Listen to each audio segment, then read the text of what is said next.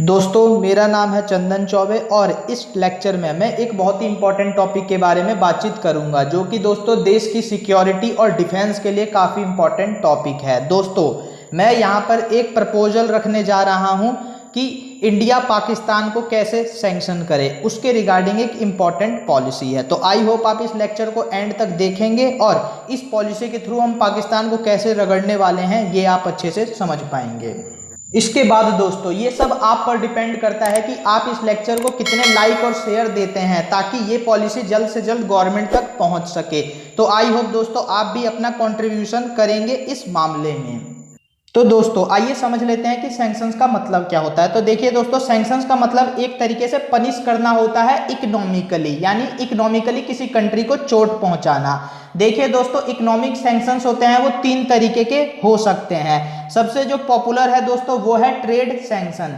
Trade sanction में क्या होता है दोस्तों, जो उस कंट्री से आने वाला सामान होता है उस पर नॉन टैरिफ बैरियर लगा दिया जाता है, या फिर ट्रेडिंग पर एम्बार्गो लगा दिया जाता है, या फिर एक तरीके से टैरिफ भी लगाया जा सकता है। तो यहाँ पर दोस्तों एक तरीके से ट्रेड के थ्रू उसको नुकसान पहुंचाने की कोशिश की जाती है, उस कंट्री से सामान कम से कम इंपोर्ट हो इसकी कोशिश की जाती है।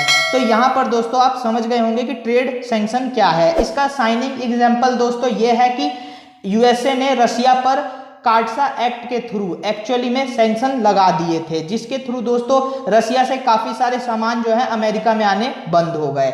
इसके बाद से दोस्तों फाइनेंशियल सैंक्शन। फाइनेंशियल सैंक्शन में दोस्तों क्या होता है, जिस कंट्री पर ये सैंक्शन लगता है उस कंट्री में किसी भी तरीके का ट्रांसफर ऑफ फंड नहीं हो सकता जिस कंट्री ने उस पर सैंक्शन लगाया है, यानी वहां के इन्वेस्टर देश का पैसा उस कंट्री में नहीं ले जा सकते। इसके अलावा दोस्तों अगर कोई कंट्री सैंक्शन लगा रही है और उस कंट्री में जो कंट्री पर सैंक्शन लग रहा है उसके एसेट मौजूद हैं तो उसको भी फ्रीज किया जाता है। तो यहाँ पर आप दोस्तों समझ सकते हैं। इसके अलावा फाइनेंशियल सैंक्शन अगर किसी कॉर्पोरेट या इंडिविजुअल्स पर लगता है तो उनकी जो प्रॉपर्टी होती है उस कंट्री में, उस कंट्री के उनकी प्रॉपर्टी को सीज कर लिया जाता है। तो आप समझ सकते हैं कि ये फाइनेंशियल सैंक्शन होता है। इसके बाद से दोस्तों बिजनेस सैंक्शन। बिजनेस सैंक्शन में दोस्तों आप इतना समझिए कि इसमें किसी पार्टिकुलर सेक्टर को हिट किया जाता है। एग्जाम्पल के तौर पर दोस्तों देखिए, अभी यूएसए ने चाइना के टेक्नोलॉजी सेक्टर को हिट किया है, 5G सेक्टर को हिट किया है। कैसे? हुआवे को बैन करके। तो यहाँ पर एक पार्टिकुलर सेक्टर चुना जाता है जिसको एक तरीके से सैंक्शन करने की कोशिश की जाती है। अभी रिसेंटली दोस्तों इंडिया ने भी चाइना के ऐप्स को बैन किया है, तो वो एक पार्टिकुलर सेक्टर पर इंडिया अटैक कर रहा है, इसीलिए इसको बिजनेस सैंक्शन कहेंगे। तो आई होप आपको ये सैंक्शन का कैटेगराइजेशन समझ में आ गया होगा। अब आपको एक और इंपॉर्टेंट कैटेगराइजेशन बता देता हूं सैंक्शन का। देखिए दोस्तों, एक होता है प्राइमरी सैंक्शन और एक होता है सेकेंडरी सैंक्शन। तो देखिए दोस्तों, प्राइमरी सैंक्शन जो होता है एक्चुअली में उसी कंट्री पर लगता है डायरेक्टली, और उससे कोई और कंट्री ट्रेड करे तो उस पर वो सैंक्शन नहीं लगता। लेकिन दोस्तों सेकेंडरी सैंक्शन हमारा वो सैंक्शन होता है जिसमें एक्चुअली जो थर्ड पार्टी है वो अगर इन्वॉल्व होती है सैंक्शन कंट्री के साथ तो उस पर भी वो सैंक्शन लग जाता है। देखिए दोस्तों, अमेरिका कहे रशिया पर मैं सैंक्शन लगाता हूं तो वो हो गया प्राइमरी सैंक्शन। लेकिन कहे अगर मैं रशिया पर सेकेंडरी सैंक्शन लगाता हूं तो इसका मतलब ये कि कोई और ट्रेडिंग पार्टनर अगर उसके साथ एक तरीके से कोई डील करेगा तो अमेरिका उस पर भी सैंक्शन लगा देगा। तो ये प्राइमरी सैंक्शन और सेकेंडरी सैंक्शन का फर्क आपको पता होना चाहिए। इसके अलावा दोस्तों मल्टीलैटरल सैंक्शन अथॉरिटीज भी अवेलेबल हैं। यहाँ पर मल्टीलैटरल सैंक्शन अथॉरिटीज का क्या मतलब हुआ, तो देखिए दोस्तों मल्टीलैटरल वो अथॉरिटीज हुई जो अगर किसी कंट्री पर सैंक्शन लगाएगी तो एक से ज्यादा कंट्री ऑटोमेटिकली उसको फॉलो करना शुरू कर देंगी। जैसे कि दोस्तों यूएनएससी हो गया, यानी यूनाइटेड नेशन सिक्योरिटी काउंसिल, अगर ये किसी को बैन करता है तो ऑटोमेटिकली काफी सारी कंट्री जो है उस सैंक्शन को फॉलो करने लगती हैं। किसी भी तरीके का बैन होता है या सैंक्शन होता है तो उसको तुरंत काफी सारी कंट्रीज फॉलो करने लगती हैं। उसके बाद से दोस्तों WTO यानी वर्ल्ड ट्रेड ऑर्गेनाइजेशन, ये भी दोस्तों एक तरीके से जब किसी को सैंक्शन करता है तो ऑटोमेटिकली काफी सारी कंट्रीज जो हैं उस सैंक्शन को फॉलो करने लगती हैं, क्योंकि एग्रीमेंट के थ्रू सारा कुछ पहले से डिसाइड होता है। इसके अलावा दोस्तों अब तक 4 टेक्नोलॉजी एक्सपोर्ट ग्रुप हैं और ये टेक्नोलॉजी के रिगार्डिंग एक तरीके से रिजिम सिस्टम बना के रखते हैं, उसको टेक्नोलॉजी का गलत मिसयूज ना हो, इसके लिए ये काम करती है। जैसे न्यूक्लियर सप्लायर ग्रुप है, न्यूक्लियर टेक्नोलॉजी किसको देना है किसको नहीं देना, कोई उसका मिसयूज तो नहीं कर रहा, तो अगर पाएगी कि कोई कंट्री उसका मिसयूज कर रही है तो उस पर सैंक्शन लगा देगी। किसी गलत कंट्री को टेक्नोलॉजी ना मिल जाए उसको रोकने के लिए सैंक्शन लगा सकती है। इसके अलावा दोस्तों मिसाइल टेक्नोलॉजी से रिलेटेड MTCR है हमारे पास। साथ ही साथ दोस्तों वसेनार ग्रुप, वसेनार अरेंजमेंट और ऑस्ट्रेलिया ग्रुप जैसे 4 हमारे पास टेक्नोलॉजिकल ग्रुप भी अवेलेबल हैं।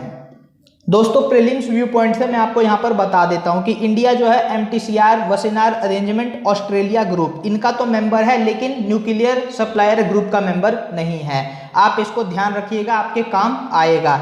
इसके अलावा दोस्तों एक और टेक्नोलॉजी एक्सपोर्ट ग्रुप बनाने की बात की जा रही है जो साइबर क्राइम से लड़ने में काफ़ी हेल्पफुल होगी, क्योंकि दोस्तों देखिए US ने ऐसे एलिगेशन लगाए हैं चाइना पर कि चाइना कई तरीके के इक्विपमेंट का मिसयूज करता है और अमेरिका पर स्पाइंग करता है, उसकी इंटेलेक्चुअल प्रॉपर्टी को चुराता है। तो एक तरीके का साइबर क्राइम हो गया जो चाइना है वो US के खिलाफ कंडक्ट करता है। तो इस तरीके के अपराध कोई कंट्री दूसरी कंट्री के खिलाफ ना कर पाए, इसको रोकने के लिए भी एक कंट्रोल रिजिम बनाने की बात चल रही है, लेकिन अभी इस पर कुछ खास हुआ नहीं है। तो हम इंतजार करेंगे फ्यूचर में ऐसे 5वें इंपॉर्टेंट टेक्नोलॉजिकल ग्रुप के बनने का भी। अब दोस्तों ऐसा बिल्कुल भी नहीं है कि सैंक्शन लगाना एक तो काफी इजी डिसीजन हुआ और हमने किसी पर भी सैंक्शन लगा दिया और हमें इसका कोई नुकसान नहीं होगा।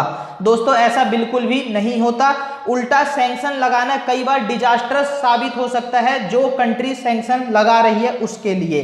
तो देखिए दोस्तों ऐसा क्यों होता है और इसके क्या क्या पहलू हैं। तो देखिए दोस्तों अगर हम किसी कंट्री पर सैंक्शन लगाते हैं और उसका हुक्का पानी बंद करते हैं ताकि वह दूसरी कंट्री से कोई सामान अपनी जरूरत की ना ले पाए, तो वो कंट्री इनोवेशन कर जाती है कई बार और अपनी जरूरत जो है वो खुद से पूरी करने लग जाती है। यानी दोस्तों एक तरीके से एक इनकम का सोर्स जो सैंक्शन लगाने वाली कंट्री के लिए उस कंट्री से था वो गवा बैठी। तो इस तरीके के फ्यूचर इंप्लीकेशन भी होते हैं। साथ ही साथ दोस्तों जो कंट्री हर किसी को सैंक्शन लगाती रहती है वहां पर इन्वेस्टमेंट भी कम हो जाता है, क्योंकि वहां की पॉलिसी को स्टेबल कोई नहीं मानता।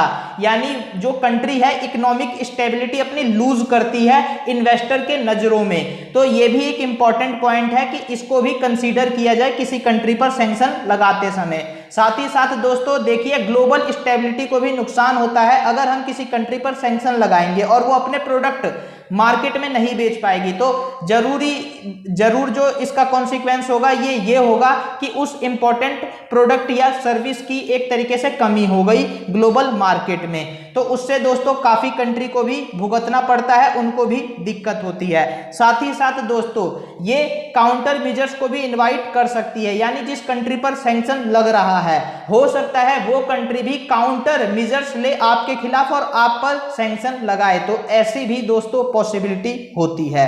साथ ही साथ दोस्तों देखिए अगर हम बार बार किसी पर सैंक्शन लगाते हैं तो वो नए अलायंस जो है वो बनाना शुरू कर देता है और एक तरीके से जो कंट्री सैंक्शन लगा दी है उसके खिलाफ कॉन्स्पायरेसी जो करने का एक तरीके से मोराले होता है उस कंट्री का और हाई हो जाता है। तो यहाँ पर दोस्तों आप ये क्लियरली एग्जांपल देख सकते हैं रसिया चाइना के बीच में, और उसके अलावा रसिया चाइना ईरान ये सब मिलकर कैसे यूएस के खिलाफ खड़े हो रहे हैं। इसके अलावा दोस्तों देखिए राइवल करेंसी और पेमेंट सिस्टम भी नए नए डेवलप होने लगते हैं। इस पर तो दोस्तों मैंने इंस्टेक्स का खुद एक वीडियो बना रखा है जिसको आप देख सकते हैं। इसके अलावा दोस्तों मैं आपको एक और बात बता दूं कि रसिया, इंडिया और चाइना ये भी आपस में मिलकर अपनी एक करेंसी बनाने के लिए काम कर रहे थे, लेकिन बीच में इंडिया चाइना फेस ऑफ हो गया। उस वजह से इसके बारे में कोई बेहतरीन जानकारी अब तक नहीं मिल पाई है कि इसके रिगार्डिंग कितनी प्रोग्रेस हुई है।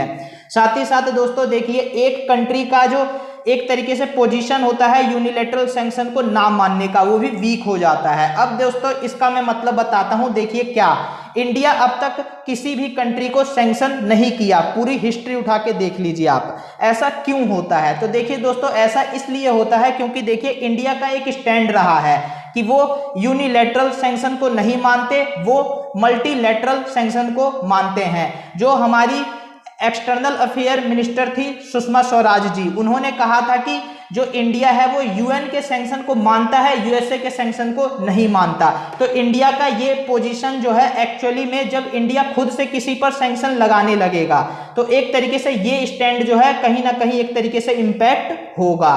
तो दोस्तों एक तरीके से आप समझ सकते हैं कि यूएसए जो है फिर अपना जो यूनिलैटरल सैंक्शन है वो मनवाने के लिए कह सकता है, और इंडिया भी चाहेगा कि कोई कंट्री फॉलो करे उसके यूनिलैटरल सैंक्शन को, तो उनके द्वारा लगाए गए किसी कंट्री पर यूनिलैटरल सैंक्शन को इंडिया को भी एक्सेप्ट करना होगा। साथ ही साथ दोस्तों देखिए डिप्लोमेटिक लॉस भी होता है इस केस में, क्योंकि देखिए दोस्तों डिप्लोमेटिक लॉस कैसे होगा, अगर आपके द्वारा लगाए सैंक्शन कोई कंट्री मानती है तो वो भी बार्गेनिंग आपसे करेगी अपनी कोई और चीज मनवाने के लिए।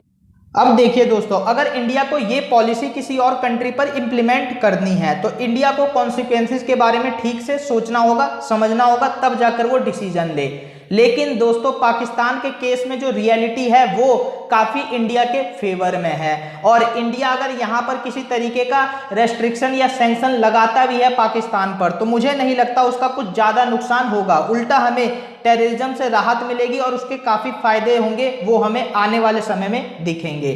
देखिए दोस्तों इसका कारण सबसे बड़ा ये है कि पाकिस्तान की इकोनॉमी इस समय डॉल्ड्रम में है, वहां पर मिलिट्री पर ही ज्यादा खर्चा होता है और जो डेवलपमेंट है उस पर वो ध्यान देते नहीं हैं। उनका रेवेन्यू जो है वो काफ़ी कम हो गया है, उन पर कर्जा जो है वो बढ़ता जा रहा है और लॉ एंड ऑर्डर एनफोर्समेंट भी ज़्यादा नहीं है। तो इसका मतलब ये दोस्तों कि हमें डिप्लोमेटिक बार्गेनिंग किसी से नहीं करनी पड़ेगी, क्योंकि पुअर लॉ एंड ऑर्डर होने के कारण वहाँ पर एक्चुअली में वैसे भी कोई इन्वेस्टमेंट करने आ नहीं रहा। और उसके बाद से दोस्तों देखिए डेवलपमेंट पर फोकस है नहीं, तो वो ऐसा कुछ इनोवेट कर नहीं लेगा जिससे जो उसको समस्या फेस करनी पड़ेगी उसका वो समाधान कर ले।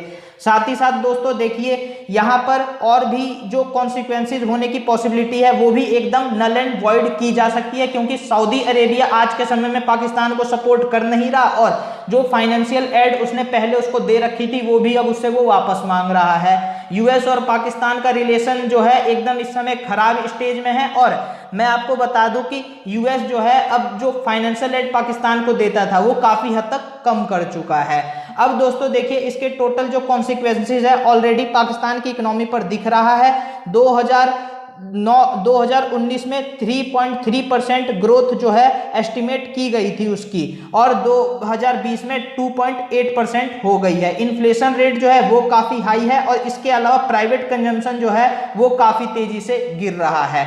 तो दोस्तों इंडिया जो एक्चुअली में इंडिया है यहाँ पर पाकिस्तान को तुरंत सैंक्शन करना चाहिए, और जो टेररिज्म एक्टिविटी को वो सपोर्ट कर रहा है उसको रोकने के लिए आगे की प्लानिंग करनी चाहिए, और इस हिसाब से अपनी सिक्योरिटी को और ज़्यादा स्ट्रॉन्ग करना चाहिए।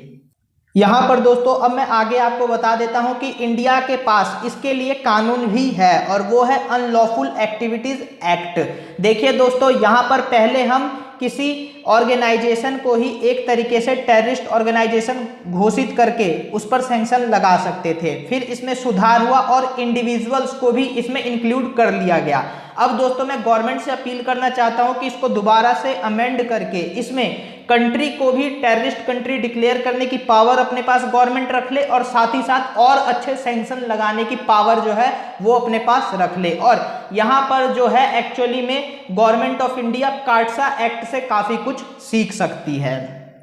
अब दोस्तों यहाँ पर गवर्नमेंट को कुछ सजेशन भी देना चाहते हैं हम कि किस तरीके से पाकिस्तान पर सैंक्शन इम्पोज किया जाए। तो देखिए दोस्तों सबसे पहले इंडियन कंपनीज एक्ट में सुधार किया जाए, और इंडियन कंपनीज के लिए ये मैंडेटरी बना दिया जाए कि अगर वो किसी भी तरीके का इन्वेस्टमेंट पाकिस्तान और पाकिस्तान की एंटिटी में कर रहे हैं, या पाकिस्तान की एंटिटी को किसी तरीके से साथ मिलाकर कोई और बिजनेस कर रहे हैं, तो ये आप डिस्क्लोज कीजिए गवर्नमेंट के सामने। अगर आप नहीं करते तो उन पर पेनल्टी का प्रावधान किया जाए। साथ ही साथ दोस्तों ओप्पो एक चाइनीज कंपनी है जो इस समय पाकिस्तान में काफ़ी ज़्यादा इन्वेस्टमेंट कर रही है। इस कंपनी को फटाफट गवर्नमेंट सैंक्शन कर दे और कहे कि अगर यहाँ पर वो पाकिस्तान में किसी भी तरीके की मैन्युफैक्चरिंग प्लांट या किसी तरीके का इन्वेस्टमेंट करेंगे तो इंडिया का मार्केट उनको गंवाना पड़ सकता है। इस तरीके के स्टेप काफ़ी जरूरी है, क्योंकि दोस्तों देखिए अगर चाइना पाकिस्तान को इस तरीके से सपोर्ट करेगा